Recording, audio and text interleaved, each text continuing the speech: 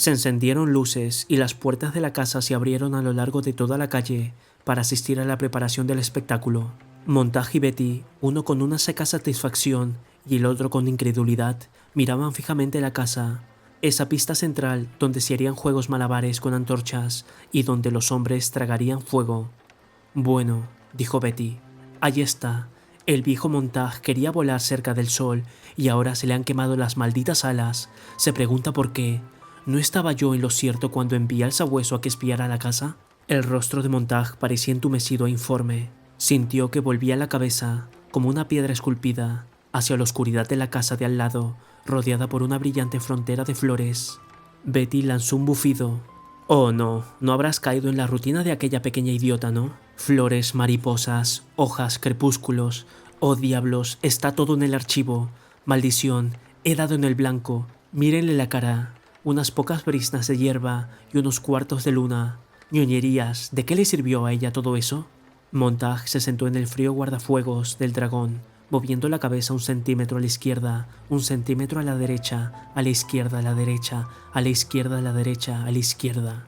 Ella veía todas las cosas, no le hizo nada a nadie, dejaba en paz a los demás. ¿En paz, demonios? No te dejó ni un minuto tranquilo, ¿no es cierto? Uno de esos malditos benefactores, con esos silenciosos ensimismados, siempre más profundos que los de uno, con un único talento: hacer que los demás se sientan culpables. Maldita sea, aparecen como el sol de medianoche para hacernos sudar en la cama. La puerta de calle se abrió de par en par. Mildred bajó corriendo los escalones, llevando rígidamente una valija en la mano, como en una pesadilla, mientras un taxi se acercaba siseando a la acera. ¡Mildred! La mujer pasó rápidamente junto a Montague con el cuerpo tieso, la cara cubierta de polvo, sin boca, sin pintura en los labios. «Mildred, ¿no habrás dado tú la alarma?»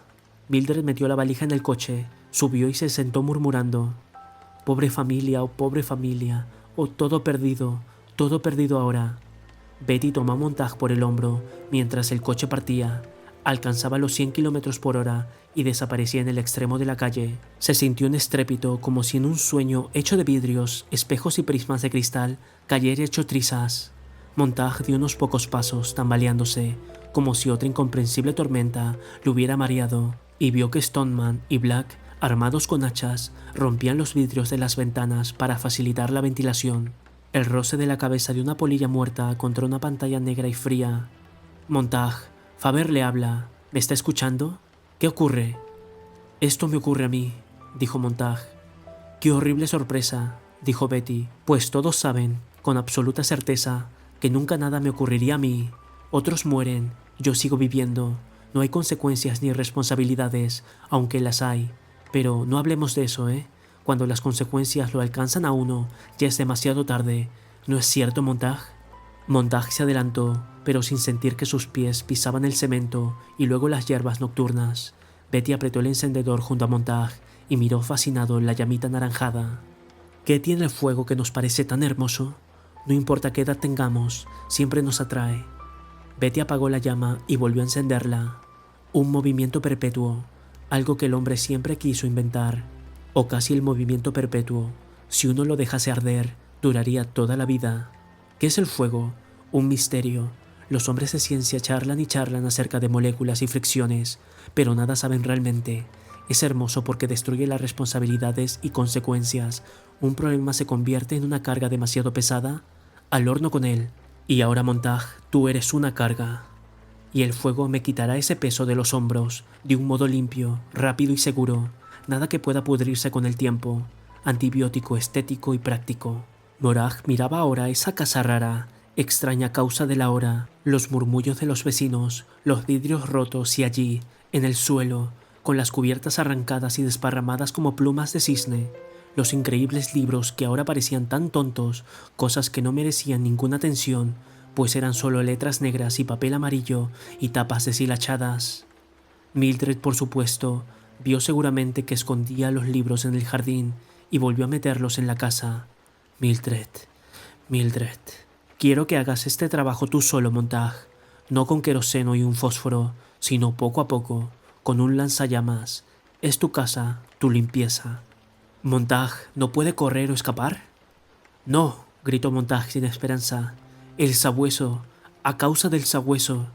Betty, Pensando que Montag le hablaba a él, comentó: «Sí, el sabueso está por aquí cerca. Aquí no intentes nada, ¿listo?» Montag movió el seguro de su lanzallamas. «Listo». «Fuego». Un chorro de fuego saltó hacia los libros, arrinconándolos contra la pared. Montag entró en el dormitorio y disparó 2 veces, y las camas gemelas se alzaron en un hirviente y enorme murmullo, con una pasión, un calor y una luz que Montag nunca hubiese imaginado en ellas. Montag quemó luego las paredes del cuarto y el armario de cosméticos, pues quería cambiarlo todo, las sillas, las mesas, y en el comedor la vajilla de plata labrada y material plástico, todo lo que podía decir que había vivido aquí, en esta casa vacía, con una mujer extraña que lo olvidaría muy pronto, que ya lo había olvidado escuchando su radio caracol, que vertía y vertía sonidos mientras ella solo cruzaba velozmente la ciudad, y como antes era bueno quemar. Montag se sintió hundido en el fuego, arrebatado, desgarrado, partido en 2 por las llamas y libre del insensato problema. Si no había solución, bueno, entonces no había problema. El fuego era lo mejor para todo. «Los libros, Montag». Los libros saltaron y bailaron como pájaros calcinados, abrazadas las alas de plumas rojas y amarillas. Y luego entró en la sala donde los enormes monstruos idiotas dormían con pensamientos blancos y sueños de nieve, y lanzó un chorro de llamas a cada uno de los 3 muros, y el vacío absorbió el aire con un silbido aún más vacío, un chillido insensato. Montag trató de pensar en ese vacío, donde la nada había representado sus obras, pero no pudo. Retuvo el aliento para que el vacío no le entrara en los pulmones.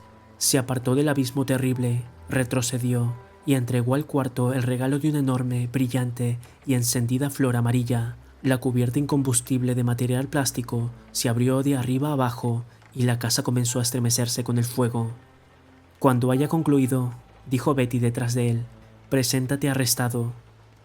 La casa se deshizo en carbones rojos y cenizas negras. Apoyó en el suelo unas brasas somnolientas, rosadas y grises, y el penacho de humo creció elevándose y oscilando lentamente hasta cubrir el cielo. Eran las 3:30. La gente se había metido otra vez en sus casas. Las grandes tiendas del circo ahora eran carbón y escombros.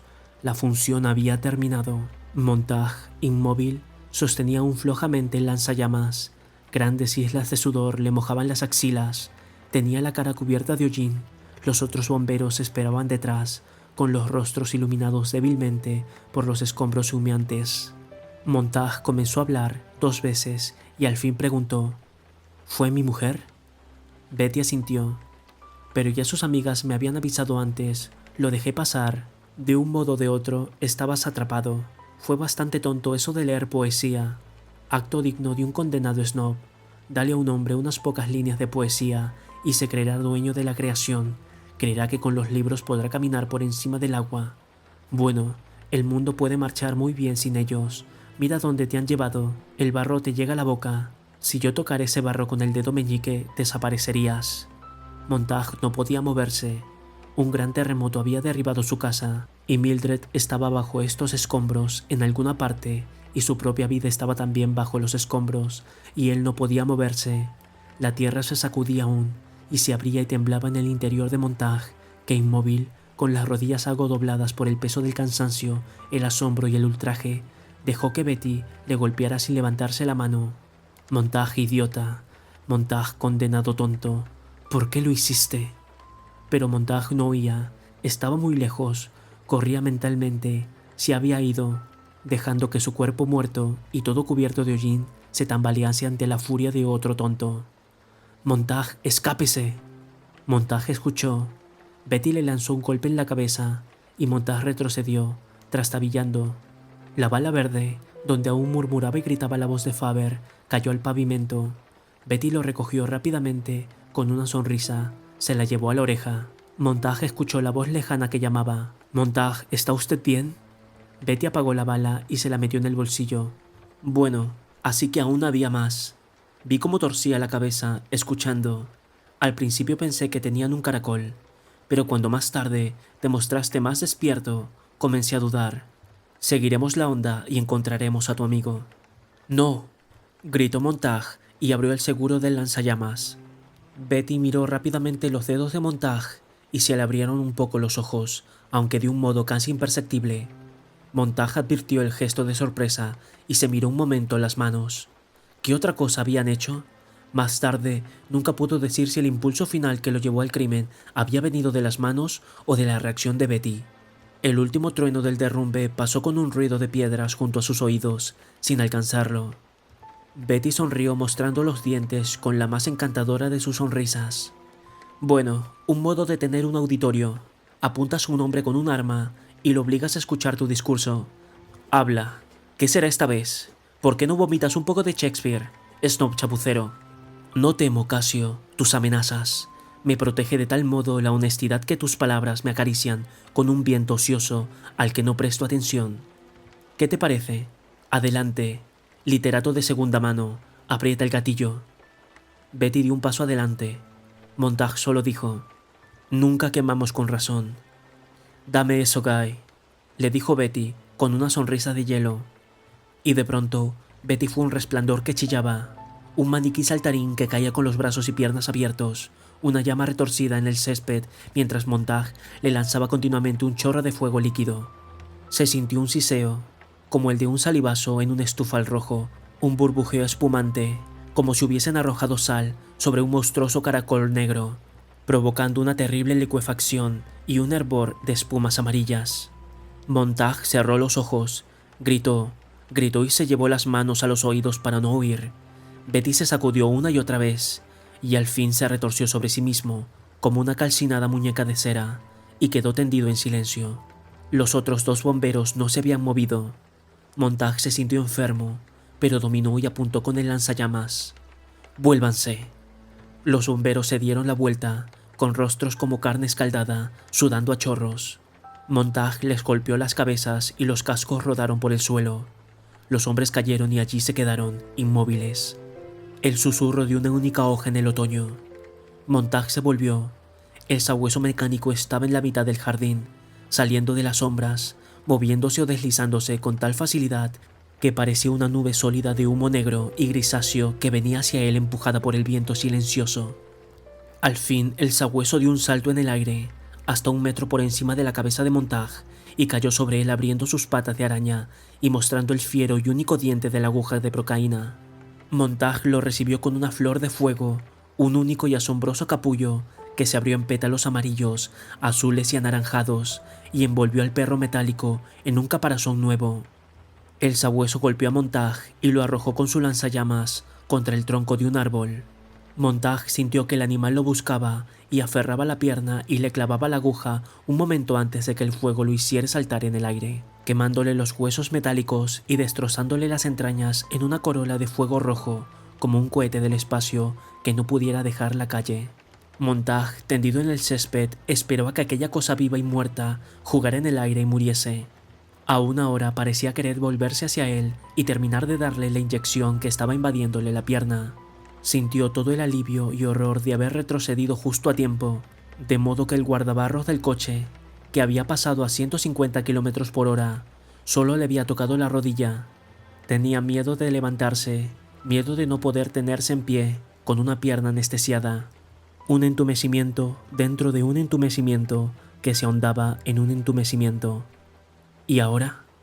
La calle desierta, la casa quemada como una vieja escenografía, las otras casas en la sombra, el sabueso aquí, Betty aquí, y los 3 bomberos en otro lugar, y la salamandra. Miró la máquina enorme, eso tenía que desaparecer también. Bueno, pensó, veamos cómo estoy, de pie, despacio, despacio, así. Estaba de pie sobre una sola pierna, la otra era un quemado madero de pino que arrastraba como una penitencia por algún oscuro pecado. Se apoyó sobre el madero y corrientes de agujas de plata le subió por la pierna y se le clavó en la rodilla. Montague sollozó. «Vamos, vamos, no puedes quedarte aquí». Unas pocas luces se encendían ahora en las casas de la calle, ya fuese por los incidentes que acababan de ocurrir o por el silencio anormal que había sucedido a la lucha. Montague lo ignoraba. Caminó tambaleándose entre las ruinas y tomándose la pierna dolorida cuando ésta se le quedaba atrás, hablando y quejándose y rogándole que trabajara para él. Oyó a una gente que lloraba y gritaba en la oscuridad. Llegó al patio detrás de la casa y salió al callejón. «Betty», pensó, «ya no eres un problema». Tú mismo lo decías, no enfrentes los problemas, quémalos. Bueno, hice las dos cosas. Adiós, capitán. Y se perdió, trastabillando en el callejón oscuro. Cada vez que apoyaba la pierna, una carga de pólvora le estallaba dentro y pensaba, eres un tonto, un condenado tonto, un terrible tonto, un idiota, un terrible idiota, un condenado idiota, y un tonto, un condenado tonto. Mira lo que has hecho, y no sabes dónde está el estropajo. Mira lo que has hecho. Orgullo, maldita sea, y el mal humor, y lo ensuciaste todo. Desde un principio vomitaste sobre los demás y sobre ti mismo, y todo de una vez, una cosa sobre otra. Betty, las mujeres, Mildred, Clarice, todo. No hay excusas, no hay excusas. Un tonto, un condenado tonto. Puedes darte por vencido. No, salvemos lo que se pueda. Haremos lo que quede por hacer. Sí, tenemos que quemar. Arrastremos a unos pocos más con nosotros. Recordó los libros y regresó, por si acaso. Encontró unos pocos donde los había dejado, junto a la cerca. Mildred, bendita fuese, los había pasado por alto.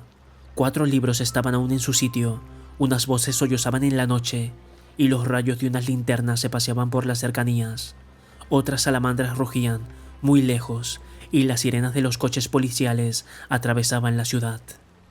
Montag tomó los 4 libros que quedaban y se fue cojeando, sacudiéndose, cojeando callejón abajo. De pronto cayó como si le hubiesen cortado la cabeza y solo el cuerpo estuviese allí tendido en el callejón. Algo en su interior lo había obligado a detenerse, arrojándolo al suelo. Se quedó donde había caído y sollozó, con las piernas recogidas, la cara apretada ciegamente contra la grava. Betty quería morir. En medio del llanto, Montag supo que así era. Betty había querido morir. Se había quedado allí, sin moverse, sin tratar realmente de salvarse, bromeando, charlando, pensó Montag. Ese pensamiento bastó para que dejara de llorar y se detuviese a tomar aliento. Qué extraño, tener tantas ganas de morir. Permitir que un hombre vaya armado y luego, en vez de callarse y cuidarse, seguir gritando y burlándose, y luego, a lo lejos, unos pies que corrían. Montag se sentó. Salgamos de aquí. Vamos, levántate, levántate.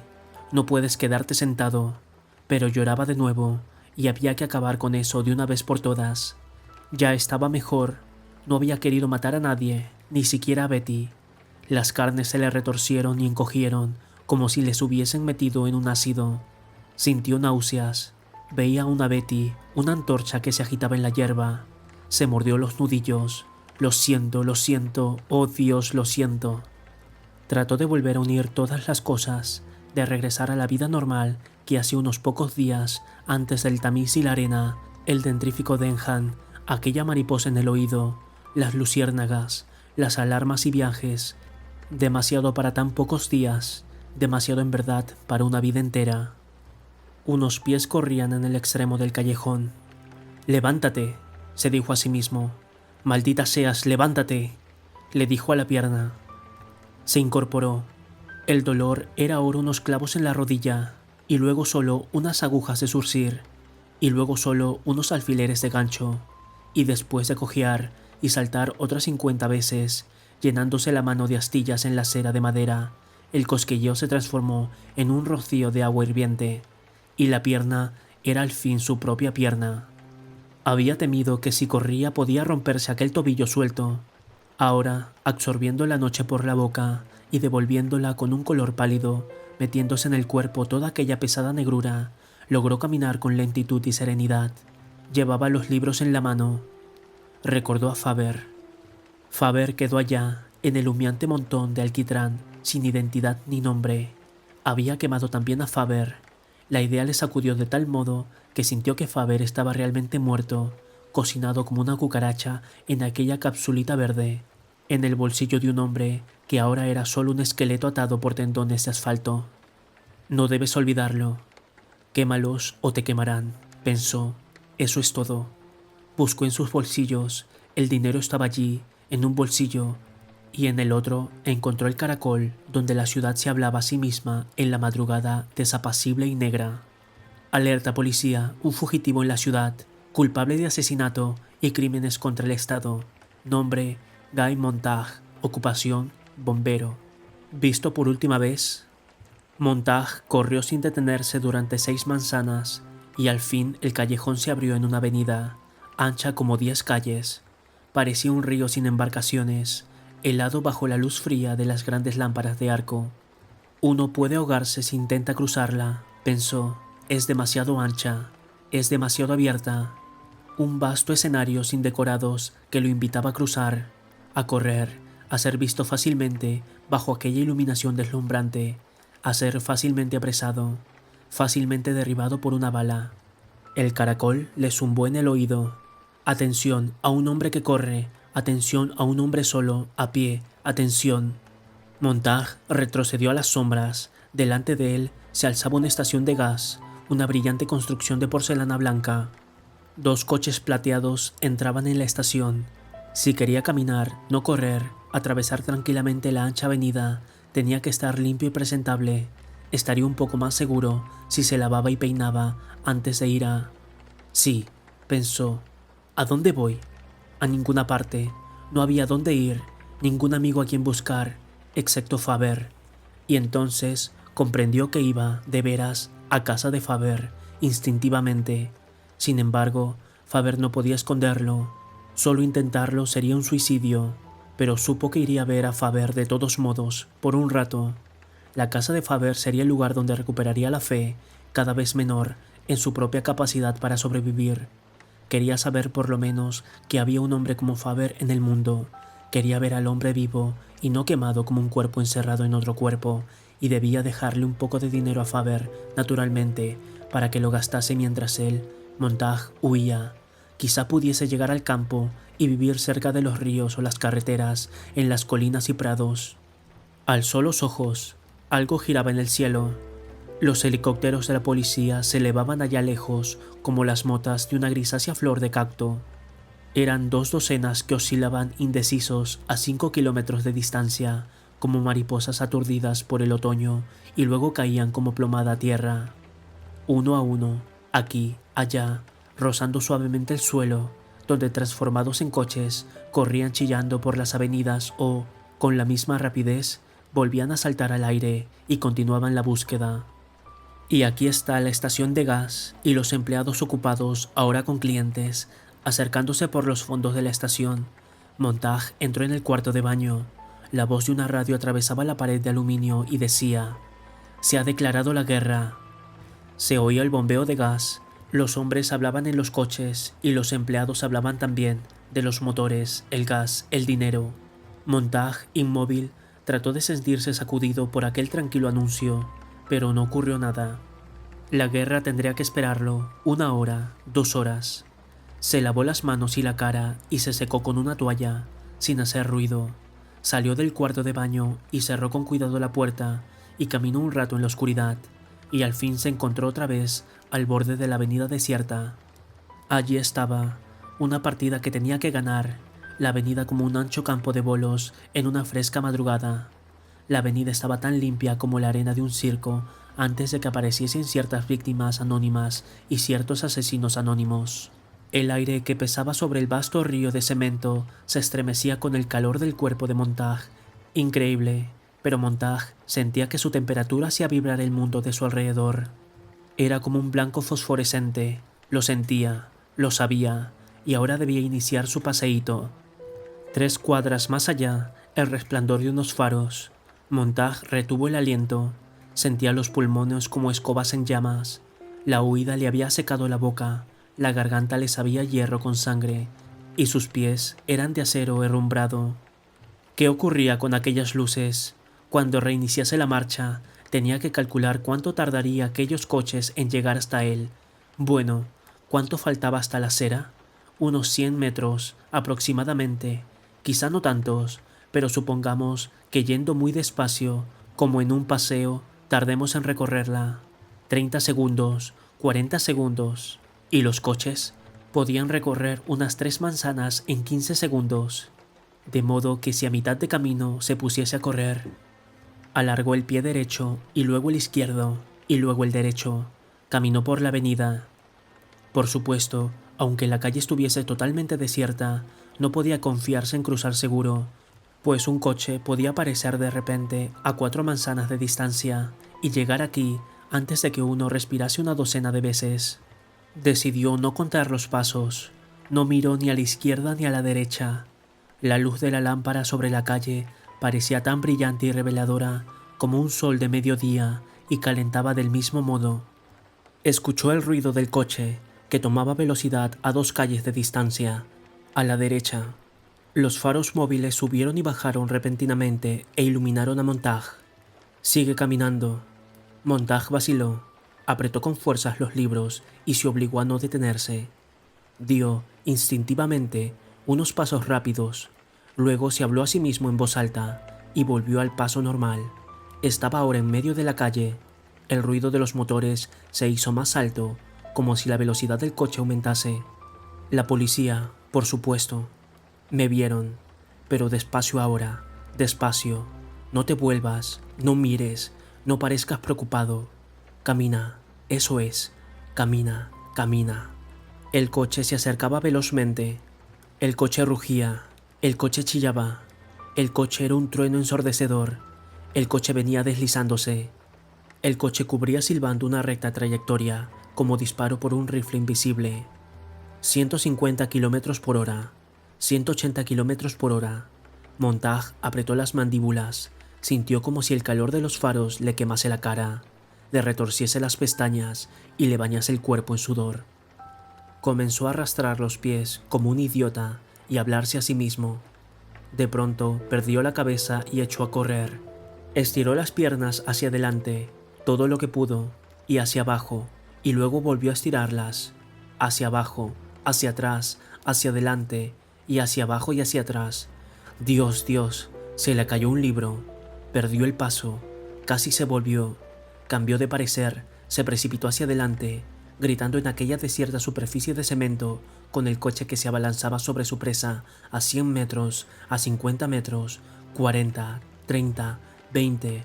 Montag jadeaba, agitaba las manos, lanzaba las piernas hacia arriba, hacia abajo, hacia adelante, más cerca, aullando, llamando con los ojos abrasados y en blanco, mientras doblaba la cabeza para enfrentarse con los faros resplandecientes. Ahora el coche se sumergía en su propia luz, ahora era solo una antorcha que lanzaban contra él, solo sonido, solo luz, ahora, casi sobre él. Esto es el fin, todo ha terminado. Pero con la caída algo cambió. Un instante antes de alcanzarlo, el coche enfurecido se desvió, alejándose. Montag quedó tendido en la calle, cara abajo. Fragmentos de risa llegaron hasta él junto con los gases azules del coche. La mano derecha, extendida, estaba apoyada en el cemento. En el extremo del dedo mayor, vio al alzar la mano un hilo negro de 1 milímetro de ancho por donde había pasado la rueda del coche. Se puso de pie, mirando con incredulidad esa línea. No era la policía, pensó. Miró calle abajo. Estaba desierta ahora. Niños en un coche, niños de todas las edades, vaya a saber, de 12 a 16 años, que silbaban, gritaban, lanzaban hurras y vivas. Habían visto un hombre, espectáculo realmente extraordinario, un hombre a pie, una rareza, y habían dicho, simplemente, alcancémoslo, sin saber que era el señor Montag, fugitivo. Simplemente unos cuantos niños que habían salido a dar un largo y ruidoso paseo, recorriendo 800 o 1000 kilómetros en unas pocas horas a la luz de la luna, con los rostros helados por el viento, lanzados a una aventura, para volver o no volver luego a sus casas, vivos o no vivos. Podían haberme matado, pensó Montag, tambaleándose.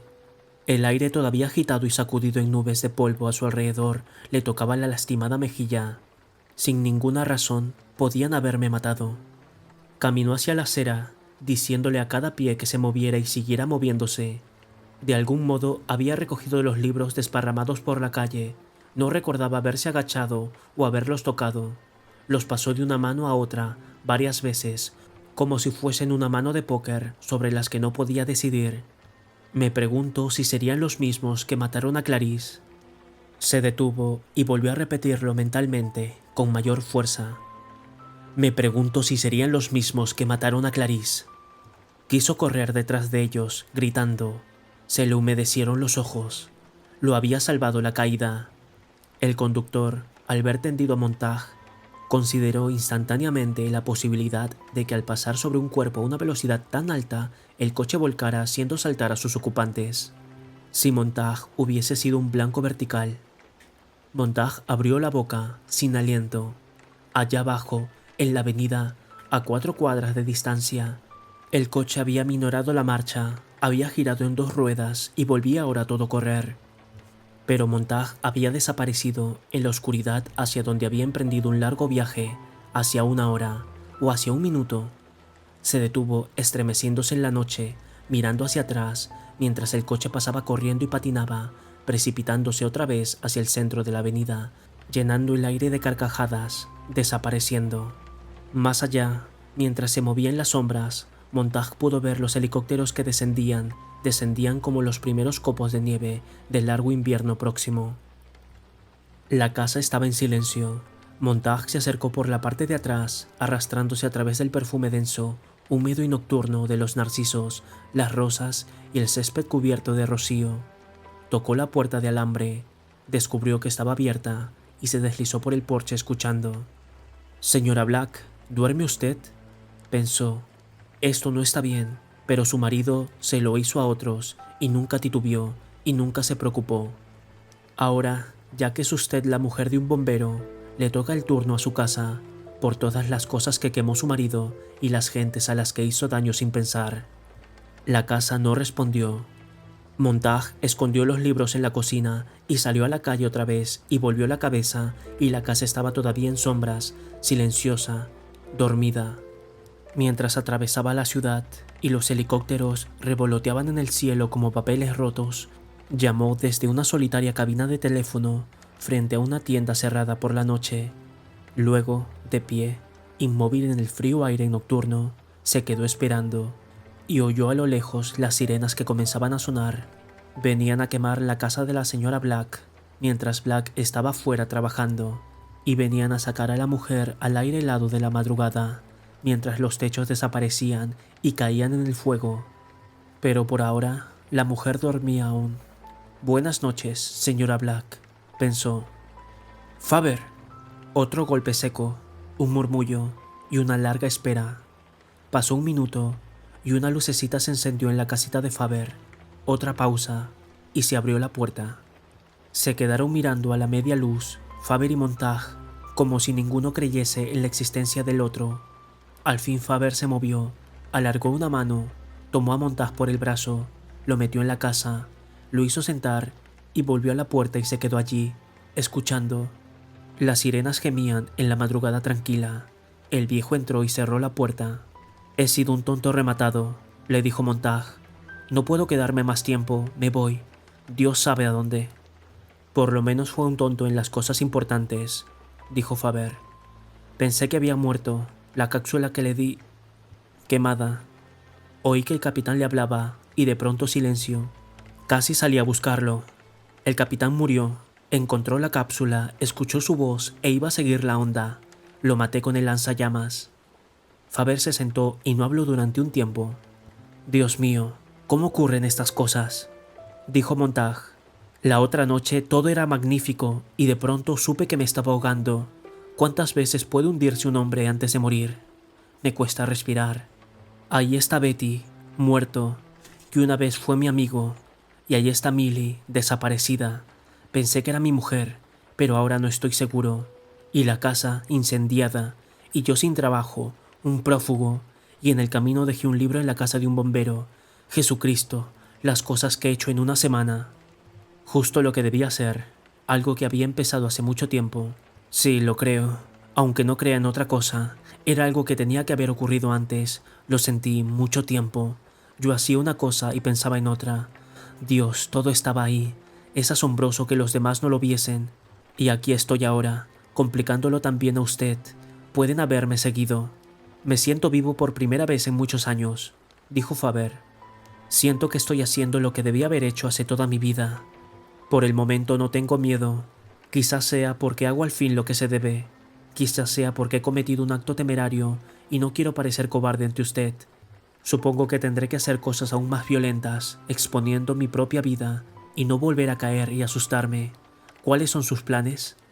Seguir huyendo. ¿Sabe que ha estallado la guerra? Lo oí. Dios, ¿no es gracioso?, dijo el viejo. Parece algo tan remoto solo porque tenemos nuestros propios problemas. No he tenido tiempo de pensar, dijo Montag sacando $100. Quiero que usted se quede con esto. Úselo como le parezca cuando me vaya. Pero puedo estar muerto al mediodía. Úselo. Faber asintió. Será mejor que váyase al río si puede. Sígalo, y si puede llegar a las viejas vías de ferrocarril, sígalas también. Aunque todo es prácticamente aéreo en estos días y las rutas terrestres están abandonadas, esas vías siguen todavía ahí, derrumbándose. He oído que aún hay campamentos de vagabundos en todo el país, aquí y allá. Campamentos ambulantes, los llaman, y así uno camina bastante y con los ojos bien abiertos dicen que es posible encontrar a viejos graduados de Harvard en los caminos. Algunos tienen la captura recomendada en las ciudades, sobreviven en el campo, no son muchos y el gobierno no cree, parece, que sean bastante peligrosos como para organizar una batida. Puede quedarse usted allí un tiempo con ellos y reunirse conmigo en Saint-Louis. Saldré esta mañana en el autobús de las 5 para ver a un impresor retirado que vive en esa ciudad. Haré algo, al fin. Este dinero será útil. Gracias y Dios lo bendiga. ¿No quiere dormir unos minutos? Será mejor que me vaya.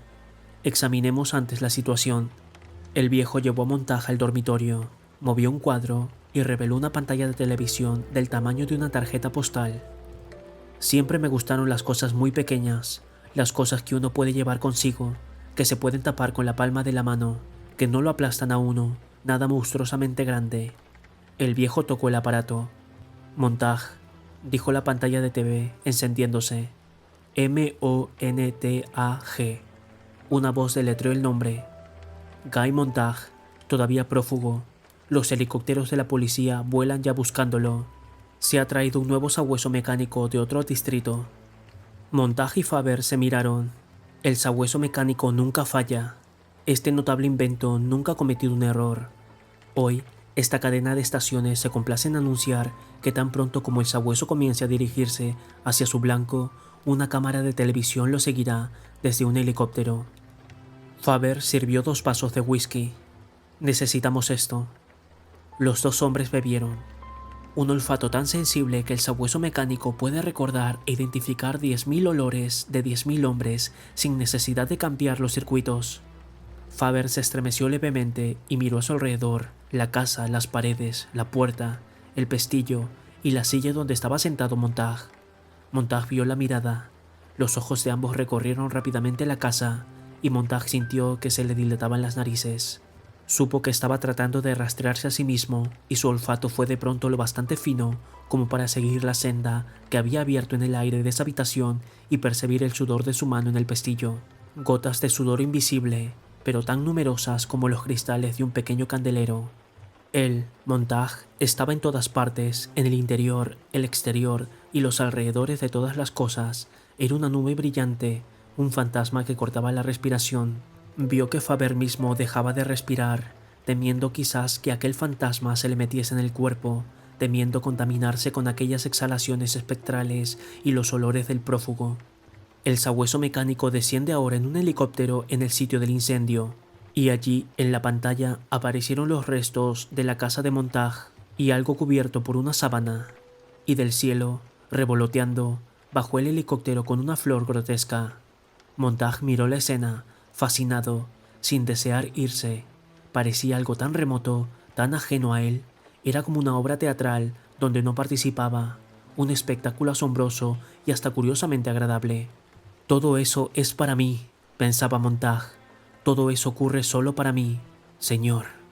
Montag hubiera deseado poder quedarse allí, cómodamente, y seguir las diversas y rápidas fases de la cacería, por los pasadizos, por las calles, por las avenidas desiertas, por los terrenos baldíos y parques de juegos, con pausas aquí y allá para los anuncios comerciales, y por otras callejuelas hasta la casa incendiada del matrimonio Black, y así finalmente hasta la casa donde Faber y él mismo seguirían sentados bebiendo.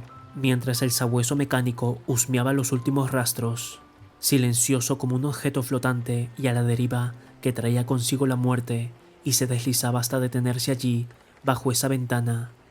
Y luego, si así lo quería, Montag podía levantarse, ir hasta la ventana, sin dejar de mirar la pantalla de televisión, abrir la ventana, asomarse a ella, mirar hacia atrás y verse a sí mismo interpretado, descripto, rehecho, allí, retratado desde afuera en la brillante y diminuta pantalla de televisión, como un drama que podía ser observado objetivamente, sabiendo que en otras casas aparecería en tamaño natural, a todo color, en 3 perfectas dimensiones, y si no perdía la cabeza hasta podría verse a sí mismo un instante antes del fin, mientras el sabueso le daba la inyección en beneficio de quién sabe cuántas familias agrupadas en sus salas y a quienes el frenético aullido de las sirenas y de los muros había despertado para que asistiesen a la gran cacería, la persecución, el espectáculo de feria de un solo hombre.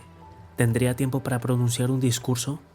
Cuando el sabueso lo alcanzase ante 10, 20 o 30 millones de espectadores, podría resumir esa última semana en una sola frase o palabra que la gente no olvidase. Cuando el sabueso se diese la vuelta, llevándolo entre sus quejidas metálicas y se hundiese en la oscuridad, mientras la cámara inmóvil observaba a la criatura que se perdía a lo lejos, esfumándose espléndidamente como en un final de película. ¿Qué podía decir con una sola palabra, unas pocas palabras, que lo golpease, despertándolos? «Mire», murmuró Faber. Del helicóptero surgió algo que no era una máquina ni un animal, algo ni muerto ni vivo, envuelto en una pálida luz verdosa. Se detuvo junto a las ruinas humeantes de la casa de Montag, y los hombres trajeron un abandonado lanzallamas y lo pusieron bajo las narices del sabueso. Se oyó un chirrido, un zumbido, un ruidito metálico. Montag sacudió la cabeza y se bebió el resto de su bebida. «Es hora. Lamento todo esto». «¿Por qué lo lamenta? ¿Por mí? ¿Por mi casa?» «Lo merezco. Huya, por el amor de Dios. Quizá pueda detenerlos aquí un rato». «Espere, no tienen por qué descubrirlo. Cuando me vaya, queme la colcha de esta cama. Queme la silla del vestíbulo en su incinerador. Frote los muebles con alcohol. Haga lo mismo con el pestillo. Queme la alfombra de la sala. Ponga en marcha el acondicionador de aire y échele naftalina, si tiene. Encienda luego las regaderas automáticas y riegue los senderos. Con un poco de suerte, lograremos que pierdan el rastro». Faber sacudió la mano de Montag. «Lo intentaré. Buena suerte. Si nos salvamos, escríbame a St. Louis. Lamento no poder acompañarlo con una de mis cápsulas. Nos hacía bien a los dos, pero mi equipo es reducido. Pues verá, nunca pensé que llegaría a usarlo. Qué viejo tonto, poco previsor. Estúpido, estúpido. De modo que no tengo otra bala verde, la correcta, para que se la ponga en el oído. Váyase ahora». «Algo todavía, rápido. Una maleta, llénela con sus ropas más sucias, un traje viejo, cuanto más sucio mejor, una camisa, un par de viejos zapatos y calcetines». Faber desapareció y reapareció en un minuto. Sellaron la maleta de cartón con cinta adhesiva. «Para guardar el viejo olor del señor Faber, por supuesto», dijo Faber sudando en la tarea. Montag mojó el exterior de la maleta con whisky. «No quiero que el sabueso perciba 2 olores. ¿Puedo llevarme este whisky? Lo necesitaré más tarde. Cristo, espero que esto resulte». Volvieron a estrecharse la mano y yendo hacia la puerta miraron la pantalla. El sabueso estaba ya en camino, seguido por las revoloteantes cámaras de los helicópteros, en silencio, husmeando el aire de la noche. Corría por el primero de los callejones. «Adiós». Y Montag salió por la puerta trasera, corriendo, llevando en la mano la maleta medio vacía. Detrás de él oyó que los aparatos de riego comenzaban a funcionar, llenando el aire oscuro con una lluvia que caía levemente y que luego corría con serenidad por todas partes, lavando los senderos de piedra y escurriéndose hasta la calle. Unas pocas gotas cayeron a Montag en la cara. Le pareció que el viejo le decía adiós, pero no estaba seguro. Se alejó corriendo muy rápidamente hacia el río. Montag corría. Podía sentir al sabueso. Venía como el otoño, frío y seco y rápido, como un viento que no movía las hierbas, que no golpeaba las ventanas ni perturbaba las sombras de las hojas en la acera blanca. El sabueso no tocaba el mundo, llevaba consigo su silencio, y era posible sentir ese silencio como una presión detrás de uno en toda la ciudad. Montag sentía crecer esa presión y corría. Se detenía a veces para tomar aliento, para espiar por las ventanas débilmente iluminadas de las casas, y veía las siluetas de la gente que miraba los muros, y allí, en los muros, el sabueso mecánico, una bocanada de vapores de neón, una araña que parecía y desaparecía. Ahora estaba en el Paso de los Olmos, la calle Lincoln, la avenida de los Robles, el parque y el callejón que llevaba a la casa de Faber. Sigue, pensó, no te detengas, pasa de largo, no entres. En la pared de aquella sala, la casa de Faber, con sus aparatos de riego que latían en el aire nocturno, el sabueso se detuvo, estremeciéndose. No, Montag se apoyó en el alféizar de la ventana. Este otro camino, por aquí. La aguja de procaína vacilaba, saliendo y entrando, saliendo y entrando. Una gota clara de aquel líquido de sueños cayó en la aguja, que desapareció en el hocico del sabueso. Montag retuvo el aliento, como un puño apretado. El sabueso mecánico se dio vuelta y se hundió otra vez en el callejón, alejándose de la casa de Faber. Montag alzó los ojos al cielo. Los helicópteros estaban más cerca, como un enjambre de insectos que iba hacia un único foco de luz.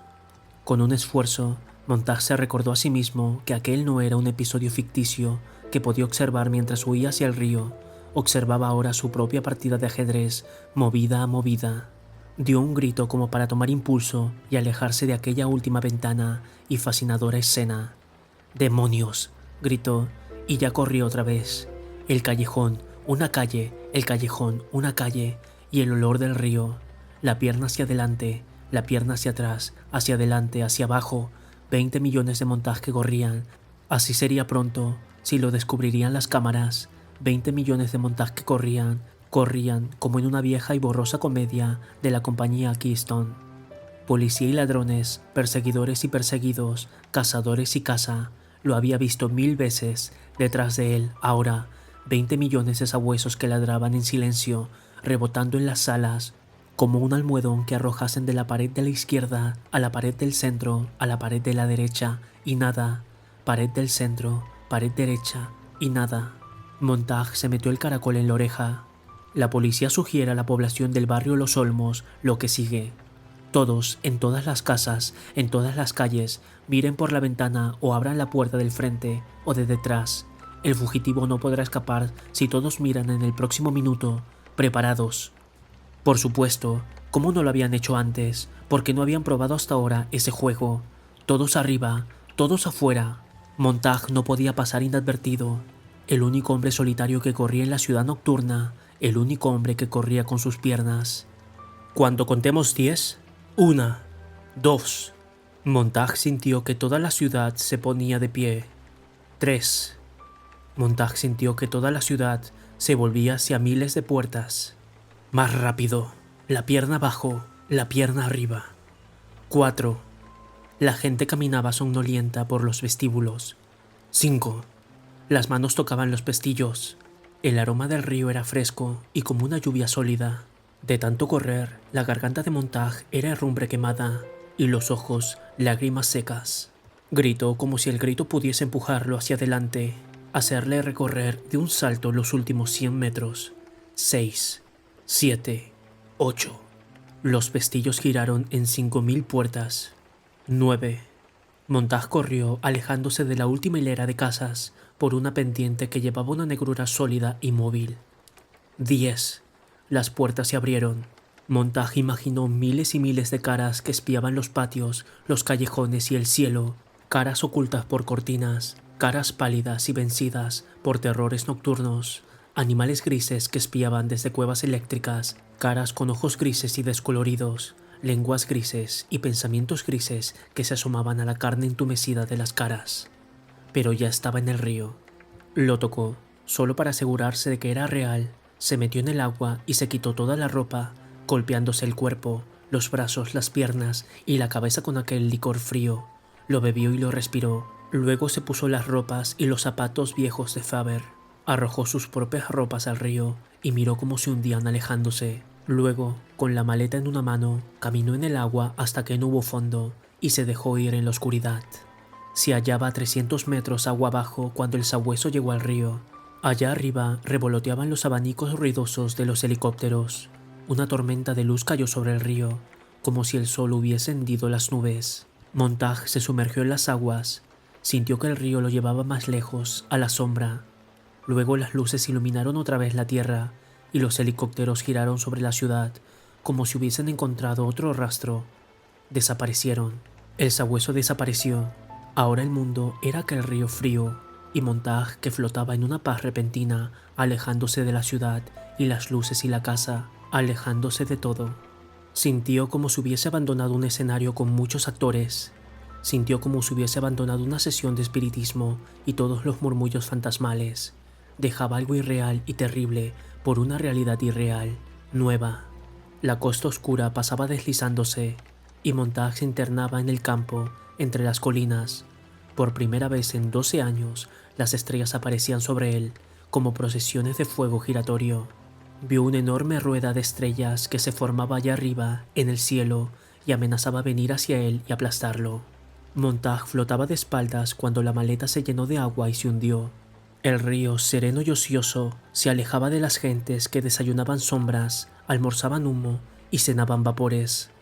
El río era algo real, lo sostenía cómodamente y le daba tiempo, ocio para pensar en ese mes, ese año, en toda una vida. Montague escuchó cómo se le calmaba el corazón. Los pensamientos dejaron de apresurársele, junto con la sangre. Vio la luna bajo el cielo, la luna y la luz de la luna, que venía ¿de dónde? Del sol, naturalmente, y la luz del sol nacía de su propio fuego, y así seguía el sol, día tras día, con fuego y fuego, el sol y el tiempo, el sol y el tiempo y el fuego, el fuego. El río se balanceaba suavemente, el fuego, el sol y todos los relojes de la tierra. Todo se unió transformándose en algo muy simple. Luego de haber flotado mucho tiempo en la tierra y poco tiempo en el río, Montague supo por qué no volvería a quemar. El sol ardía continuamente, quemaba el tiempo. El mundo corría describiendo un círculo y giraba sobre su eje, y el tiempo quemaba los años y los hombres de algún modo. Y si él, Montague, quemaba junto con los bomberos y el sol quemaba el tiempo, nada quedaría sin quemar. Alguien tenía que dejar de quemar. No lo haría el sol, ciertamente, así que, parecía, tendría que ser Montague y la gente que había trabajado con él hasta hace unas horas. En alguna parte, alguien tendría que empezar a guardar y conservar las cosas, en libros, discos, en la cabeza de la gente, de cualquier manera con tal de que estuviesen seguras, libres de polillas, moho y pobredumbre, y hombres con fósforos. El mundo estaba lleno de incendios de todas formas y tamaños. El sindicato de tejedores de telas de amianto tendría que abrir muy poco sus puertas. Montague sintió que su talón golpeaba algo sólido, tocaba pedruscos y rocas, rozaba la arena. El río lo había llevado hacia la orilla. Miró la enorme y negra criatura sin ojos ni luz, informe, solo una masa de miles de kilómetros de largo, inconmensurable, con bosques y colinas verdes que lo esperaban. Titubeó antes de dejar aquella tranquilizadora corriente. Temía que el sabueso estuviese allí. De pronto los árboles comenzarían a agitarse bajo el viento de los helicópteros. Pero solo el viento normal del otoño pasaba entre los árboles, como otro río. ¿Por qué no corría por allí el sabueso? ¿Por qué los cazadores habían dejado las orillas? Montague escuchó. Nada, nada. Millie, pensó. Toda esta tierra aquí, escucha. Nada y nada. Tanto silencio. Millie, me pregunto qué dirías tú. ¿Gritarías cállate, cállate? Millie, Millie. Millie no estaba aquí, y el sabueso no estaba aquí, pero el aroma seco del heno que venía de algún campo distante llevó a Montague a tierra. Recordó una granja que había visitado cuando era muy joven. Había descubierto entonces que en alguna parte, detrás de los 7 velos de la irrealidad, detrás de las paredes de las salas de recibo y los muros ciudadanos de latón, las vacas pastaban y los cerdos dormían al sol en los charcos tibios y los perros ladraban corriendo detrás de ovejas blancas por las lomas. Ahora el aroma seco del heno, el movimiento de las aguas, lo hacían pensar en el heno fresco de un granero solitario, alejado de las ruidosas carreteras, en los fondos de una pacífica granja y bajo un viejo molino de viento que chirriaba como el paso de los años sobre su cabeza. Se quedaría en el desván del granero toda la noche, escuchando los animales lejanos, los insectos y los árboles, los movimientos minúsculos. Durante la noche, pensó, oiría quizás bajo el desván el sonido de unos pasos. Se sentiría sobresaltado. El sonido se perdería a lo lejos. Volvería a acostarse y miraría hacia afuera y vería que en la granja se apagarían las luces y una mujer muy joven y hermosa se asomaría a una ventana oscura y se trenzaría el cabello.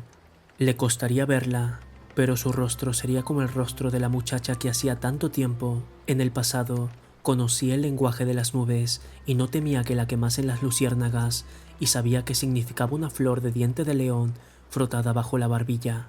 Luego la muchacha desaparecería de la ventana y volvería a aparecer en el primer piso, en una habitación iluminada por la luna. Y entonces, bajo el sonido de la muerte, el sonido de los aviones que cortaban el cielo en dos negros pedazos de horizonte, yacía en el desván, oculto y a salvo, observando aquellas nuevas y raras estrellas en el borde de la tierra, estrellas que huían del suave color del alba. Y a la mañana no tendría sueño, pues los olores cálidos y las escenas de la noche campesina le habrían quitado todo cansancio y lo habrían hecho dormir con los ojos abiertos y la boca que esbozaba una sonrisa. Y allí, al pie de la escalera del desván, esperándolo, estaría aquella cosa increíble, descendería cuidadosamente en la luz rosada del amanecer, sintiendo tan intensamente el mundo que tendría miedo y se detendría junto al pequeño milagro, y al fin se inclinaría y le tocaría. Un vaso de leche fresca y unas pocas peras y manzanas esperaban al pie de la escalera. Eso era todo lo que deseaba ahora, una señal que le dijese que el mundo inmenso lo aceptaba y le dejaba tiempo para pensar en todas las cosas que debía pensar. Un vaso de leche, una manzana, una pera. Montaj salió del río. La tierra se lanzó hacia él, como la ola de un maremoto. Montaj fue aplastado por la oscuridad, la visión de la tierra y el millón de olores de aquel aire que le helaba el cuerpo. Cayó hacia atrás empujado por un frente de oscuridad, sonido y olor que le silbaba en los oídos. El mundo giró a sus pies. Las estrellas caían sobre él como encendidos meteoros. Sintió deseos de arrojarse otra vez al río y dejarse ir aguas abajo hasta un sitio seguro. Esa tierra oscura que se alzaba ante él le recordaba aquel día de su infancia, cuando se bañaba en el mar, y de pronto, de alguna parte, vino la ola más grande en la historia de sus recuerdos, envolviéndolo en barro salado y sombras verdes, con un agua que le quemaba en la garganta y la nariz, dándole náuseas y obligándolo a gritar: «¡Demasiada agua! ¡Demasiada tierra!». De la pared oscura que se extendía ante él surgió un murmullo, una forma, en la forma dos ojos, la noche que lo miraba, el bosque que lo veía. El sabueso, luego de la huida, la carrera, el sudor y la zambullida en el río, luego de haber llegado tan lejos, de haberse esforzado tanto, creerse a salvo, suspirar con alivio y salir a la orilla, encontrar solo el sabueso. Montaj emitió un último grito de agonía, como si aquello fuese demasiado para un solo hombre. La forma estalló desapareciendo, los ojos se borraron, las hojas amontonadas en el suelo se alzaron como un rocío seco. Montaj estaba solo en medio del campo. Un ciervo. Montaj respiró aquel pesado almizcle, como un perfume mezclado con sangre y el resinoso aliento del animal de cardamomo, musgo y malezas, en esa noche inmensa en que los árboles corrían hacia él, se apartaban, corrían, se apartaban, junto con el corazón que le latía en los ojos. Había 1.000.000 de hojas en el suelo.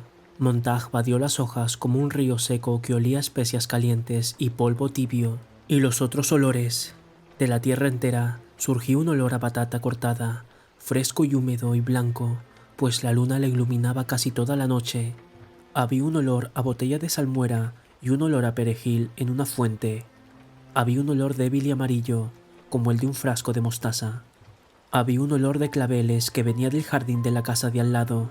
Montaj bajó la mano y sintió que una planta se alzaba hacia él, como un niño, y lo rozaba con suavidad. Los dedos le olían a regaliz. Montaj se quedó allí, inmóvil, aspirando, y cuanto más aspiraba los olores de la tierra, más lo colmaba la riqueza de la tierra. No se sentía vacío. Había allí más que suficiente para que no se sintiese vacío. habría siempre más que suficiente. Montag entró en aquel bajo océano de hojas, tambaleándose, y en medio de aquel mundo extraño, algo familiar, tropezó y se oyó una vibración sorda. Montag tocó el suelo con la mano, 1 metro hacia este lado, 1 metro hacia este otro.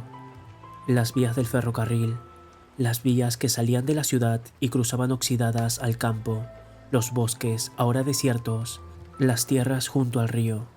Este era su camino, fuese a donde fuese ahora. Este era el objeto familiar, el talismán mágico que necesitaba durante un tiempo, que necesitaría tocar, sentir bajo los pies mientras caminaba entre las zarzas y aquellos lagos donde olía, sentía y tocaba, entre los murmullos y la lenta caída de las hojas. Montag caminó entre los rieles y le sorprendió estar tan seguro, repentinamente, de algo que no podía probar. Una vez, hacía mucho, Clarisse había caminado por allí, por donde él caminaba ahora. Media hora después, con frío, mientras caminaba con cuidado por los rieles, totalmente consciente del cuerpo, la cara, la boca, los ojos colmados de oscuridad, los oídos colmados de sonido, las piernas cubiertas de picaduras de espinas y ortigas, Montag vio el fuego. El fuego desapareció y volvió como un guiño. Montag se detuvo, temiendo apagarlo con su aliento, pero el fuego estaba allí, aunque distante, y Montag fatigado se acercó a él. Tardó por lo menos 1/4 de hora en acercarse de veras, y luego se quedó mirándolo desde las sombras. Aquel leve movimiento, el color rojo y blanco, un fuego extraño, pues significaba para él algo nuevo y distinto. No quemaba, calentaba. Montag vio muchas manos que buscaban ese calor, manos sin brazos que se ocultaban en la oscuridad. Sobre las manos, caras inmóviles que solo la luz del fuego animaba, movía, agitaba. Montag no había pensado nunca que el fuego pudiese dar, y no solo tomar, hasta el olor era diferente. Nunca supo cuánto tiempo estuvo allí, inmóvil, pero tenía la sensación, tonta y sin embargo deliciosa, de que era un animal que había venido del bosque, atraído por el fuego. Era un ser salvaje, de ojos húmedos, con piel y hocico y cascos, un ser con cuernos y sangre que tenía el olor del otoño. Montag se quedó allí mucho tiempo, escuchando el cálido chisporreteo de las llamas. Había silencio alrededor de aquel fuego, el silencio de las caras de los hombres, y había tiempo allí, tiempo para sentarse junto a esos rieles oxidados, bajo los árboles, y mirar el mundo, y hacerlo girar con los ojos, como si su centro fuese esta hoguera, un eje de acero que estos hombres sostenían. Pero no solo el fuego era diferente, también el silencio. Montag se acercó a ese silencio especial que parecía armonizar con el mundo. Y luego se alzaron las voces, y las voces hablaban, y Montag no podía oír qué decían, pero los sonidos subían y bajaban serenamente, y las voces tocaban el mundo y lo miraban. Las voces conocían la tierra y los árboles y la ciudad que se extendía vía abajo, junto al río. Las voces hablaban de todo. Al oír la cadencia, el movimiento y el continuo estremecimiento de curiosidad y maravilla de aquellas voces, Montag supo que podían hablar de cualquier cosa. Y entonces uno de los hombres alzó los ojos y lo vio, por primera o por séptima vez, y una voz le dijo a Montag: «Muy bien, ya puedes salir ahora». Montag retrocedió hacia las sombras. «Todo está bien», dijo la voz. «Bienvenido». Montag se acercó lentamente al fuego y a los 5 viejos que estaban allí, sentados, con pantalones azules y chaquetas y camisas del mismo color. No sabía qué decirles. «Siéntese», dijo el hombre que parecía ser el jefe. «¿Un poco de café?» Montag observó que vertían el líquido humeante y oscuro en una taza de estaño. Bebió lentamente y sintió que todos lo miraban con curiosidad. Se le quemaron los labios, pero no le importó. Todas las caras de alrededor tenían barba, unas barbas limpias y bien cortadas, y las manos eran también limpias. Se habían puesto de pie, como para dar la bienvenida a un huésped, y ahora habían vuelto a sentarse. Montag bebió el último sorbo. «Gracias», dijo. «Muchas gracias». «Bienvenido, Montag. Me llamo Granger». El hombre le ofreció una botella de líquido incoloro. «Beba esto también, le cambiará la composición química del sudor. Dentro de media hora, usted olerá como otras 2 personas. Con el sabueso detrás de usted, lo mejor es un brindis». Montag bebió aquel líquido amargo. Olerá un tiempo a gato mojado. dijo Granger, pero no importa. Usted me conoce, dijo Montag. Granger, con un movimiento de cabeza, señaló un aparato portátil de televisión junto al fuego. Seguimos la cacería. Imaginamos que había ido hacia el sur, a lo largo del río. Cuando oímos que andaba por el bosque, parecido a un duende borracho, no nos escondimos como de costumbre. Las cámaras de los helicópteros volvieron a enfocar la ciudad y supusimos que usted se había metido en el río. Pasa algo gracioso allá. La cacería sigue aún, aunque por otro camino. ¿Otro camino? Miremos. Granger encendió el aparato portátil. La imagen en la pantalla era una pesadilla, condensada, que pasaba fácilmente de mano en mano en el bosque, con colores y vuelos confusos. Una voz gritó: «La casa continúa en el norte de la ciudad. Los helicópteros de la policía convergen hacia la avenida 87 y el Parque de los Olmos». Granger asintió con la cabeza. «Están fingiendo. Perdieron la pista en el río. No pueden admitirlo. Saben que no pueden mantener mucho tiempo el interés de los espectadores. La función va a terminar enseguida. Rápido, si siguen buscando en el condenado río, pasará toda la noche. Con un chivo expiatorio terminarían de una vez. Atención, cazarán a Montag en los próximos 5 minutos». «¿Pero cómo?» «Atención». La cámara, desde el vientre de un helicóptero, enfocó una calle vacía. «¿Ve eso?», murmuró Granger. «Ahora aparecerá usted. Justo en el extremo de esa calle está nuestra víctima. Mire cómo se acerca a la cámara. Prepara la escena. Suspenso, inmovilidad. En ese momento, un pobre hombre ha salido a dar una caminata. Un individuo singular. Una rareza. La policía no ignora las costumbres de estos hombres, seres que se pasean de madrugada sin ningún motivo, simplemente para vencer el insomnio. Lo vienen observando desde hace meses, años. Nunca se sabe cuánto habrá de recurrir esa información, y hoy al fin ha llegado el día, y será muy útil, por cierto. Salvará las apariencias. Oh Dios, miren». Los hombres sentados junto al fuego se inclinaron hacia adelante. En la pantalla, un hombre dobló una esquina, el sabueso mecánico irrumpió de pronto en la escena. Las luces de los helicópteros lanzaron una docena de brillantes pilares que enjaularon al hombre. Una voz gritó: «¡Allí está Montag! La búsqueda ha terminado». El hombre inocente se detuvo, sorprendido, con un cigarrillo encendido en la mano. Se quedó mirando al sabueso, sin saber de qué se trataba. Nunca lo había sabido quizás. Alzó los ojos al cielo, donde gemían las sirenas. La cámara descendió rápidamente. El sabueso saltó en el aire. Fue un salto rítmico y regular, increíblemente hermoso. Surgió la aguja y se quedó allí, en el aire, suspendido un momento, como para que el auditorio no perdiera detalle de la escena. El rostro inexpresivo de la víctima, la calle desierta, el animal de acero, una bala apuntada hacia su blanco. «Montag, no se mueva», gritó una voz desde el cielo. La cámara cayó sobre la víctima, junto con el sabueso. Ambos las alcanzaron simultáneamente. La víctima fue tomada por la cámara, y el sabueso como entre las patas enormes de una araña.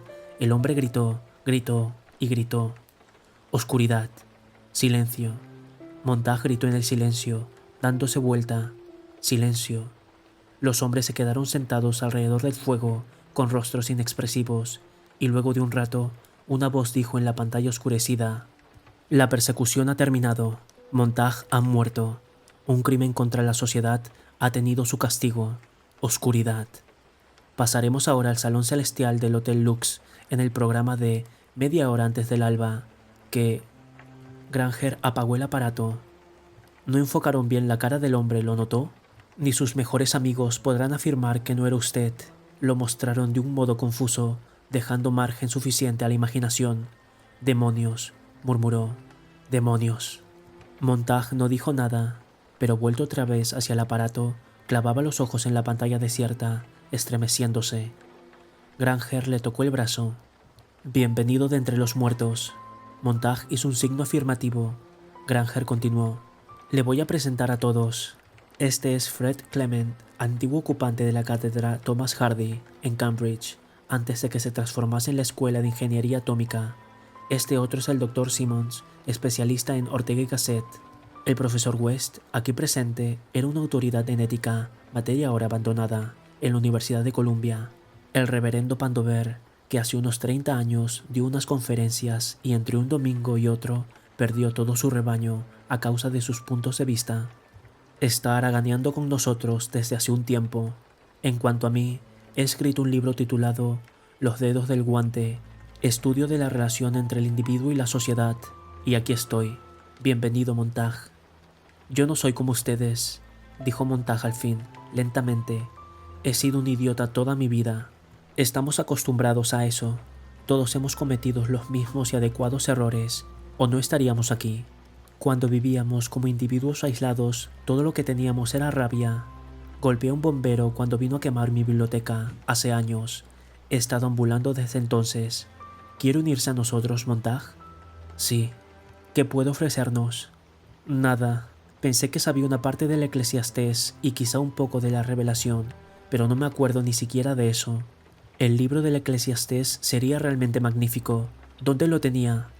Montag se tocó la cabeza. Aquí. Ah, Granger sonrió asintiendo. ¿Qué pasa? ¿No está bien? Dijo Montag. Mejor que bien, perfecto. Granger se volvió hacia el reverendo. ¿Tenemos un libro del Eclesiastés? Un hombre llamado Harris, en Youngstown. Montag. Granger tomó firmemente el hombro de Montag. Camine con cuidado. Cuide su salud. Si algo le ocurre a Harris, usted será el Eclesiastés. Advierta qué importancia ha adquirido usted en este último minuto. Pero me he olvidado. No, nada se pierde. Tenemos métodos para sacarle lo que sea. Pero he tratado ya de recordar. No trate. Saldrá a la luz cuando sea necesario. Todos tenemos una memoria fotográfica, pero nos pasamos la vida aprendiendo a olvidar. Simons, aquí presente, se ha ocupado del asunto durante más de 20 años. Con ayuda de su método, podemos acordarnos de cualquier cosa que hayamos leído una vez. ¿Le gustaría, Montag, leer algún día La República de Platón? Por supuesto. Yo soy La República de Platón. ¿Le gustaría leer a Marco Aurelio? El señor Simons es Marco Aurelio. ¿Cómo está usted?, dijo el señor Simons. Hola, dijo Montag. Quiero presentarle también a Jonathan Swift, autor de ese malvado libro político, Los viajes de Gulliver. Y este otro señor es Charles Darwin, y este otro es Schopenhauer, y este Einstein, y este que está a mi lado, el señor Albert Schweitzer, un filósofo muy amable, por cierto.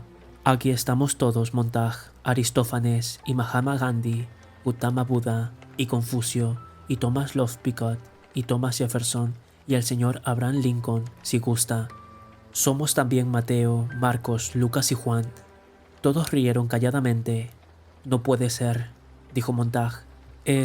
Replicó Granger con una sonrisa. Somos quemadores de libros también. Los leemos y los quemamos, temiendo que los descubran. Los microfilms no sirven. Viajamos continuamente. Tendríamos que enterrar las películas y volver a buscarlas. Y siempre podrían sorprendernos. Mejor guardar los libros en las viejas cabezotas, donde nadie puede verlos o sospechar su existencia. Somos trozos de fragmentos de historia y literatura y derecho internacional y Byron, Tom Paine, Maquiavelo o Cristo. Es tarde y la guerra ha comenzado y estamos aquí y la ciudad está allí, envuelta en su vieja túnica de 1000 colores. ¿Qué piensa usted, Montag? Pienso que estaba ciego con mis métodos, poner libros en las casas de los bomberos y después dar la alarma. Hizo usted lo que tenía que hacer, llevado a una escala nacional. Hubiese dado un resultado maravilloso, pero nuestro método es más simple y creemos mejor. Solo pretendemos conservar los conocimientos imprescindibles, intactos y a salvo. No queremos por ahora incitar las iras de nadie, pues si nos destruyen, el conocimiento muere con nosotros, quizá para siempre. Somos ciudadanos modelos a nuestro modo. Caminamos por los viejos rieles, dormimos de noche en las colinas y la gente de las ciudades nos deja en paz. Nos detienen y registran a veces, pero de nada pueden acusarnos. La organización es flexible, fragmentaria y dispersa. Algunos nos hemos cambiado la cara o las impresiones digitales con ayuda de la cirugía. En este preciso momento nuestra tarea es horrible. Estamos esperando a que estalle la guerra y que, con la misma rapidez, llegue a su fin. No es nada agradable, pero no gobernamos las cosas. Somos la rara minoría que clama en el desierto. Cuando la guerra termine, quizá podamos ser útiles al mundo. ¿Creen ustedes que los escucharán entonces? Si no, solo nos quedará esperar. Les pasaremos los libros a nuestros niños de viva voz y ellos esperarán a su vez y se los pasarán otras gentes. Mucho se perderá de ese modo, es cierto, pero no se puede obligar a la gente a que escuche. Se acercarán a nosotros cuando llegue la hora, cuando se pregunten qué ha pasado y por qué el mundo estalló en pedazos. No puede tardar mucho. ¿Cuántos son ustedes? Miles en los caminos, las vías de ferrocarril abandonadas, vagabundos por fuera, bibliotecas por dentro. No lo planeamos en un principio. Siempre había alguien que quería recordar un libro, y así lo hacía. Luego, después de 20 años, nos encontramos. Fuimos de un lado a otro, unidos por hilos sueltos, e ideamos un plan. No debíamos olvidar lo más importante. No éramos importantes. Debíamos evitar toda pedantería. No debíamos sentirnos superiores a nadie en el mundo. No éramos más que cubiertas protectoras de libros. Eso era nuestro único significado. Algunos de nosotros viven en pueblos. El capítulo primero de Walden de Thoreau en Green River. El segundo capítulo en Willow Farm, Maine. Hasta hay una aldea en Maryland de 27 habitantes, que es los ensayos completos de un hombre llamado Bertrand Russell. Ninguna bomba tocará esa aldea. Uno puede casi tomarla en la mano y pasar las páginas, tantas páginas por persona, y cuando la guerra termine, algún día, algún año, podrán escribirse los libros otra vez. Se llamará a la gente una a una para que recite lo que sabe, y los guardaremos impresos hasta que llegue otra edad de las tinieblas y tengamos que rehacer enteramente nuestra obra. Pero eso es lo maravilloso en el hombre. Nunca se descorazona o disgusta tanto como para no empezar de nuevo. Sabe muy bien que su obra es importante y valiosa. ¿Qué haremos hoy, esta noche?, les preguntó Montag. Esperar, dijo Granger, y caminar un poco río abajo por si acaso. Comenzó a arrojar polvo y basura al fuego. Los otros hombres ayudaron, y Montag ayudó, y allí en medio del campo, todos los hombres se movieron para apagar el fuego, juntos. Se detuvieron junto al río a la luz de las estrellas. Montag miró la esfera luminosa de su reloj sumergible, las 5 de la mañana. Otro año pasaba en una sola hora, y el alba esperaba más allá de la lejana orilla del río. ¿Por qué confían en mí?, preguntó Montag. Un hombre se movió en la sombra. Basta mirarlo. No se ha visto usted en el espejo últimamente. Además, la ciudad nunca pensó en organizar una verdadera cacería. Unos pocos mentecatos con versos en la cabeza no pueden hacer daño a la gente de la ciudad. Ellos lo saben y nosotros también. Todo el mundo lo sabe. Mientras a la mayoría de la población no se le ocurre empezar a citar la Constitución o la Carta Magna, todo andará bien. Basta para eso con la vigilancia de los bomberos. No, las ciudades no nos molestan, y usted tiene un aspecto de todos los diablos. Caminaron a lo largo del río, rumbo al sur. Montag trataba de ver las caras de los hombres, las viejas caras que el fuego había iluminado, cansadas y arrugadas. Buscaba una luz, una resolución, un triunfo sobre el futuro, algo que, aparentemente, no estaba allí. Quizá había esperado que aquellas caras ardiesen y brillasen, encendidas por el conocimiento, resplandecientes como linternas, con una luz interior, pero la luz que había visto antes era la del fuego, y estos hombres no eran diferentes de cualquier otro que hubiese recorrido un largo camino, realizado una larga búsqueda, visto las cosas buenas destruidas y ahora, muy tarde, se uniese a sus semejantes para escapar al fin de la fiesta y ver cómo se apagaban las lámparas. No podían asegurar que las cosas que llevaban en la cabeza diesen a todo futuro amanecer una luz más pura. No estaban seguros de nada, salvo que los libros estaban archivados detrás de los ojos serenos, que los libros estaban esperando, con los cuadernillos sin abrir, a los clientes que quizá viniesen años más tarde, algunos con manos limpias y otros con manos sucias. Montag miró de soslayo a uno y otro mientras caminaban. «No juzgue un libro por su cubierta», dijo alguien. Todos se rieron quedamente, siguiendo el curso del río. Se oyó un chillido, y los aviones de la ciudad desaparecieron sobre la cabeza de los hombres antes de que estos alzaran la vista. Montag se volvió hacia la ciudad. Allá abajo, en el río, ahora era un débil resplandor. «Mi mujer está allí». «Lo siento, las ciudades no serán nada bueno en los próximos días», dijo Granger. «Es raro, no le extraño. No siento en realidad casi nada de nada», dijo Montag. «Creo que ni siquiera la muerte de mi mujer podría entristecerme. No está bien, algo malo me pasa. Escuche». dijo Granger tomándolo por el brazo y caminando con él, apartando los matorrales para que pasara. Mi abuelo murió cuando yo era niño. Era escultor, era además un hombre muy bondadoso, dispuesto a querer a todo el mundo. Ayudaba a limpiar la casa de vecindad, hacía juguetes para los niños y 1 millón de cosas. Tenía siempre las manos ocupadas y cuando murió comprendí que yo no lloraba por él, sino por todas las cosas que hacía. Lloraba porque nunca volvería a hacerlas, nunca volvería a labrar otro trozo de madera, ni nos ayudaría a criar palomas y pichones en el patio, ni tocaría el violín de aquel modo, ni nos contaría aquellos chistes. Era parte de nosotros, y cuando murió, todos los actos se detuvieron y nadie podría reemplazarlo. Era un individuo, era un hombre importante. Nunca pensé en su muerte, si en cambio en todos los objetos labrados que nunca nacieron a causa de esta muerte. Cuántas bromas faltan ahora en el mundo, cuántas palomas que sus manos nunca tocaron. Mi abuelo modelaba el mundo, hacía cosas en el mundo. Con su muerte, el mundo perdió 10 millones de actos hermosos. Montag siguió caminando en silencio. Millie, Millie, suspiró. Millie. ¿Qué? Mi mujer, pobre Millie.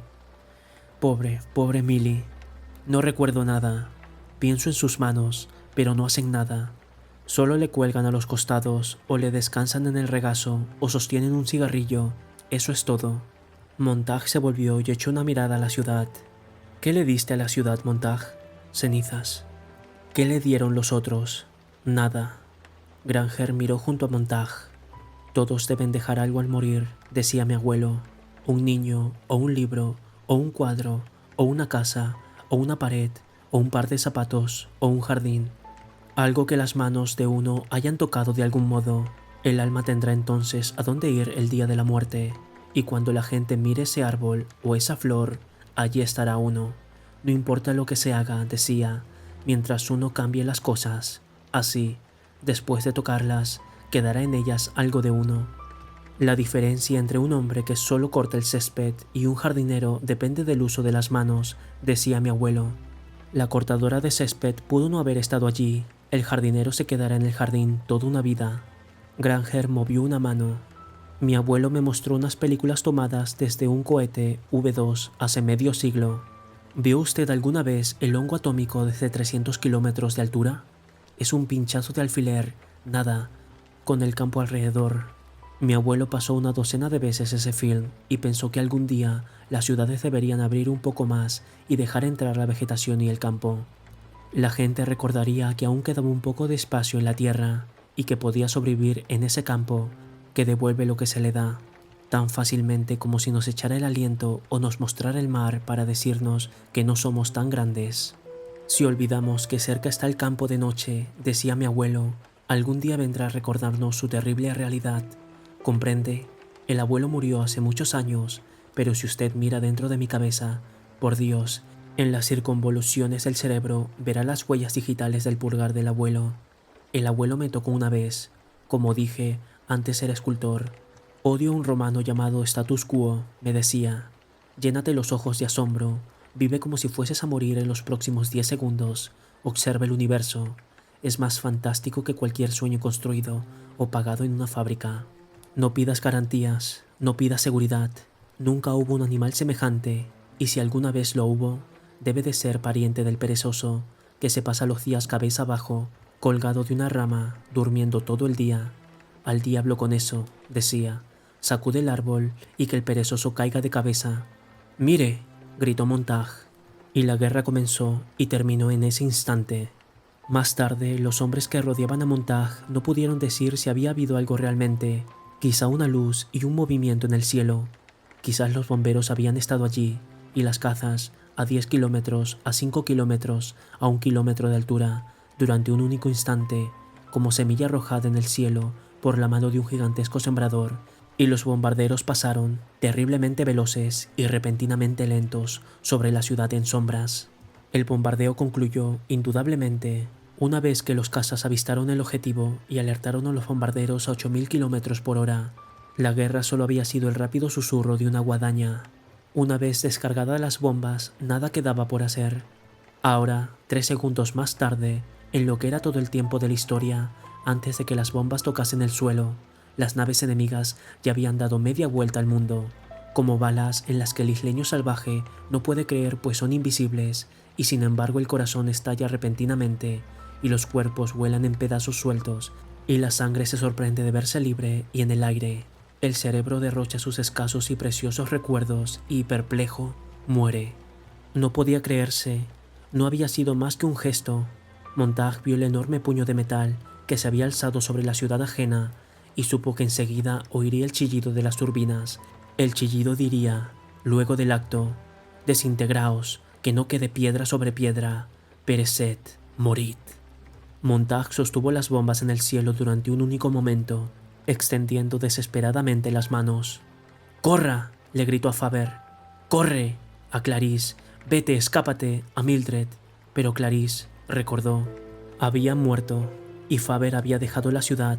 Allí, por alguno de los valles profundos, el autobús de las 5 de la mañana corría en una desolación a otra, aunque la desolación no había llegado aún, estaba todavía en el aire. Ya no tardaría mucho. Antes de que el autobús hubiese recorrido otros 50 metros, su destino no tendría sentido, y su punto de partida dejaría de ser una metrópolis para transformarse en un montón de escombros. Y Mildred.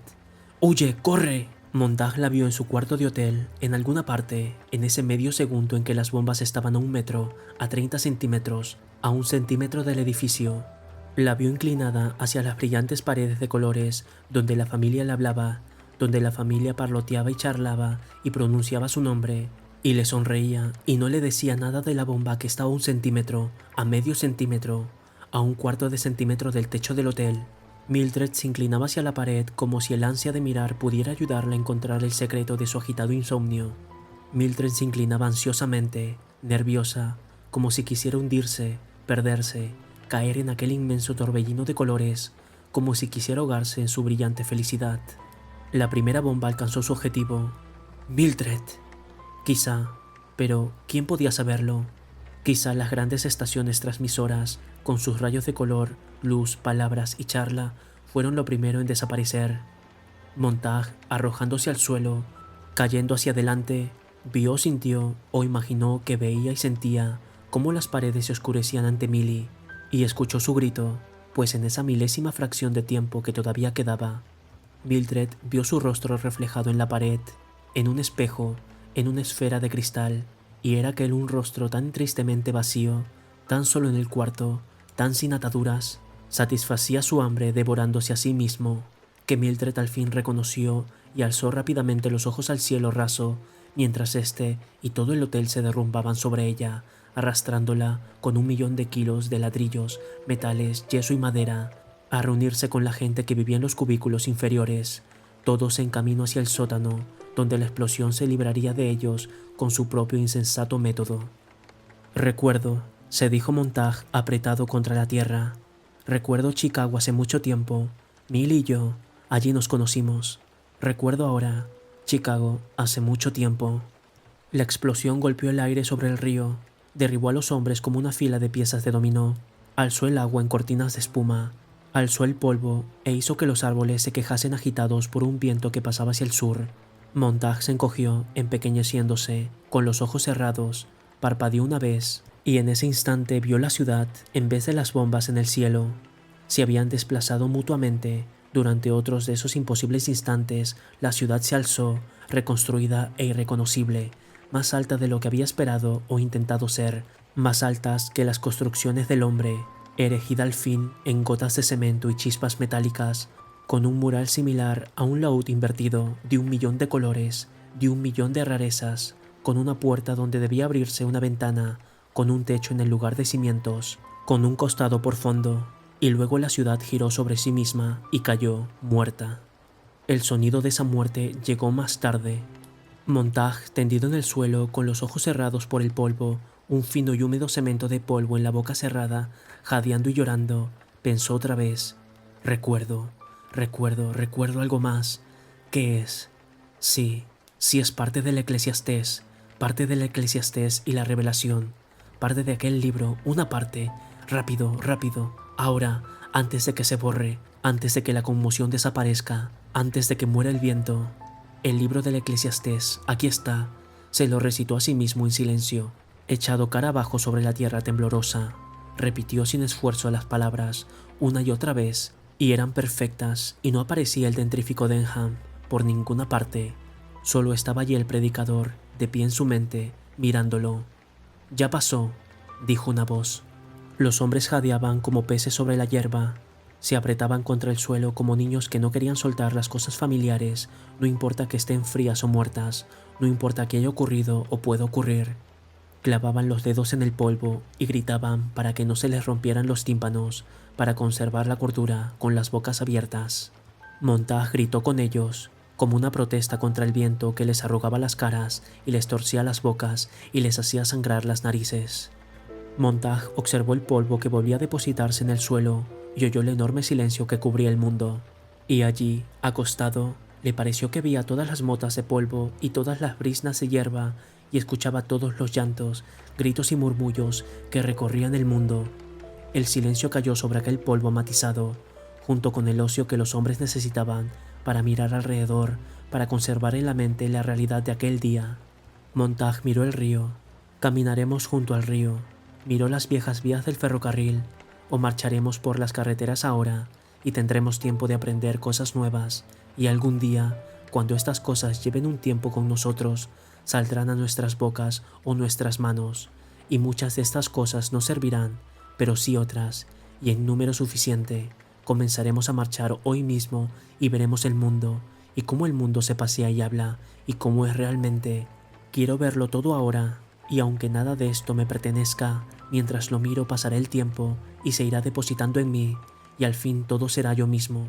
Mira el mundo allá afuera, Dios mío, míralo allí fuera, fuera de mí, más allá de mi cara. Solo hay un modo de tocarlo, hacerlo finalmente mío, metérmelo en la sangre, donde latirá 10 veces, 10.000 veces en un día. Lo tendré siempre conmigo para que nunca se me escape. Lo tendré conmigo algún día.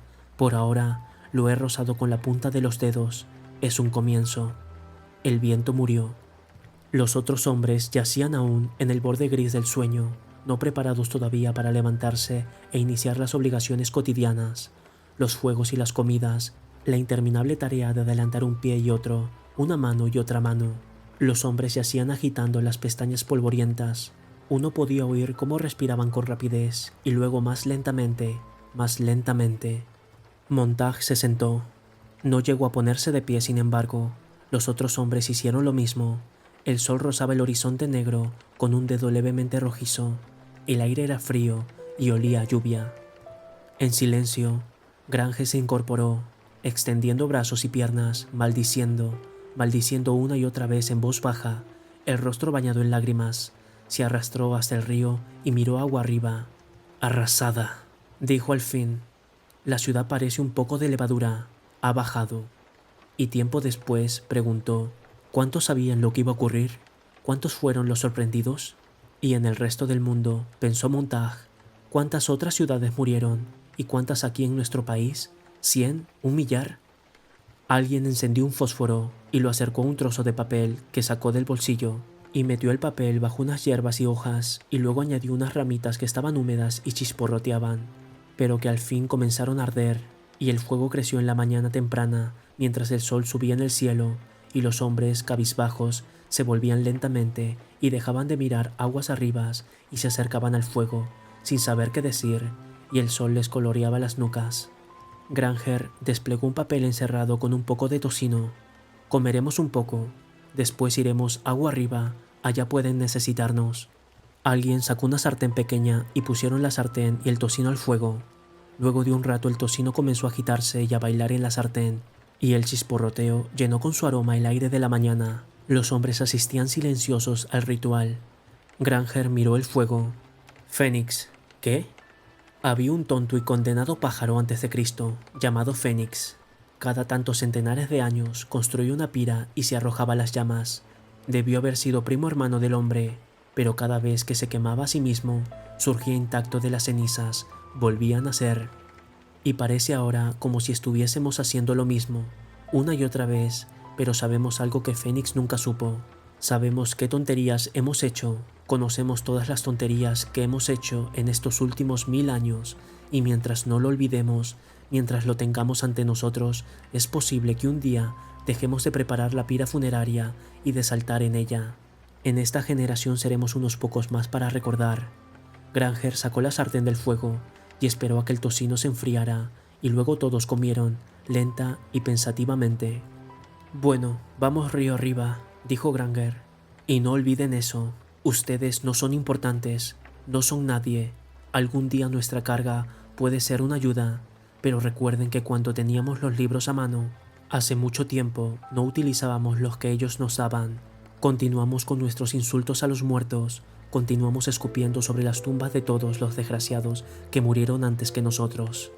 Encontraremos a muchos solitarios la semana próxima, y el mes próximo, y el año próximo, y cuando esa gente nos pregunte qué hacemos, podemos responder, recordamos. Así triunfaremos en última instancia. Y algún día recordaremos tanto que construiremos la más grande excavadora de la historia y cavaremos la tumba más grande de todos los tiempos. Y echaremos allí la guerra y cubriremos la tumba. Vamos, construiremos ante todo una fábrica de espejos y durante un año no haremos más que espejos y nos miraremos largamente». Los hombres terminaron de comer y apagaron el fuego. El día brillaba alrededor como si hubiesen alimentado una lámpara. Los pájaros que habían huido rápidamente volvían ahora a los árboles. Montag echó a caminar y luego de un rato descubrió que los otros se habían retrasado. Se detuvo, sorprendido, y se apartó para dejar pasar a Granger, pero Granger lo miró y con un movimiento de cabeza le indicó que no se detuviera. Montag siguió adelante. Miró el río y el cielo y los rieles oxidados que retrocedían hacia las granjas, con sus graneros repletos, a donde había ido mucha gente durante la noche, alejándose de la ciudad.